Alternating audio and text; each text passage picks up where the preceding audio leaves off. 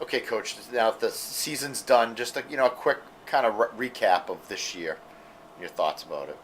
Well, the first thing that jumps out to you is that it was a disappointing season. There were a lot of close games where we just made too many mistakes during the course of the game, and there wasn't any one thing.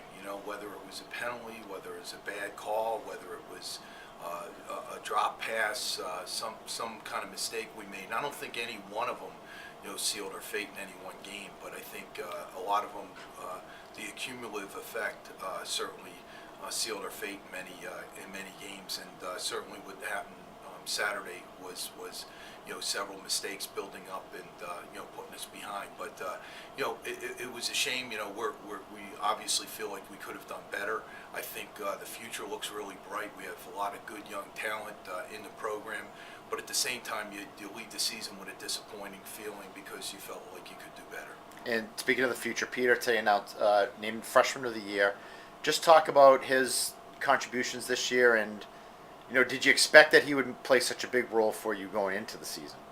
Well, when we recruited him, we thought he was a really good talent, obviously, and he wasn't a widely heralded player because he only got to play his senior year in high school in a very good program out in the Chicago area.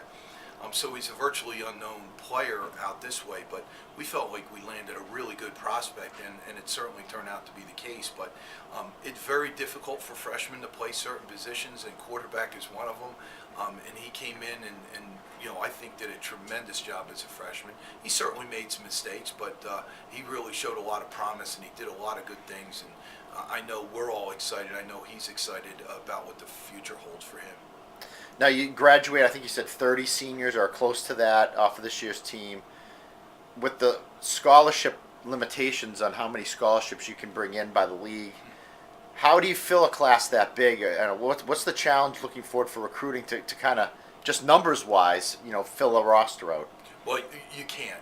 First of all, there's an additional roster limitation of 92 this coming year, so we would have had to drop 3 positions anyway. So that's a factor with 3 spots. But fortunately, 5 of those seniors are coming back for 5th years next year.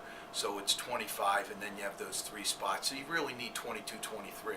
And there is, there is a scholarship limitation as well, 15 in the league. So that is a challenge. We're going to have to break up some of them. We're going to have to potentially get some guys, coming in without aid and those kinds of things, as well as the full scholarship kids.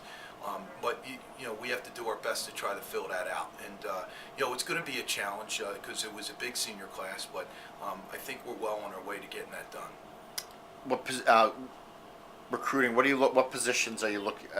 Most need. What are you looking at mostly in the recruiting trail? For next year. There's virtually no position that we're not looking for when you look across the board. There's certain positions that are higher need. Defensive line. Secondary positions on defense, on offense, wide receivers. We're graduating a decent number of wide receivers, and there's not a lot of depth at that position. So we're going to need some guys that can come in and play early. There's a couple positions like that jump out, but you always have to bring a quarterback in with each class, bring a tight end in with each class, a running back in with most classes. So it's really not lopsided one way or the other. We've tried over the years not to get too lopsided. We try to bring in balanced classes so we don't have a big deficit in any one position. Now the league this year, kind of I don't want to say bad, but it's an odd year. Your league champions under 500 overall. You have another team that's 11 and whatever, and they're not eligible. Just talk about the league, how you saw the league kind of play out this year, from your point of view. It was an unusual year. It's pretty clear that Fordham was the class of the league, but even though the quarterback, who was the player of the year, was out for the game, Lafayette wound up beating them in the 10th week of the season. So I think a lot of the teams in the league, like us, had early injuries. When you look at what happened to us this season, we lose not only our starting quarterback, but our second string quarterback right at the very beginning of the year. That's a tough thing to overcome for most squads. And you look at Colgate, they lost their quarterback. Lehigh later in the season.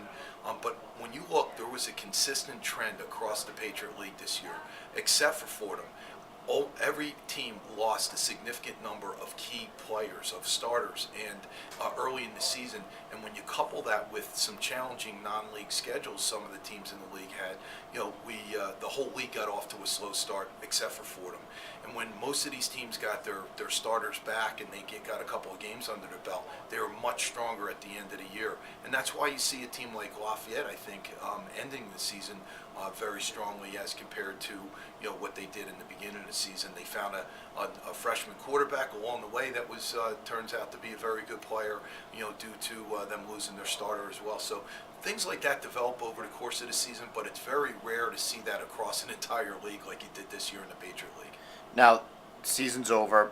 Do you feel like you've hit a wall and all of a sudden stopped, or or does it keep moving, or what's up next for the coach now that the game's done? Well, it never ends for us, and no, you don't feel like you're up against the wall. Obviously, we're very disappointed in the results from the season, but we're very encouraged with what the future holds, and we're excited how the recruiting class is starting to shape up already. We do have some commitments that we're not allowed to comment on publicly, but we're really excited about the quality of the players that we're recruiting already in this class, and we know we had a really good freshman class. So I think the future looks very bright for us.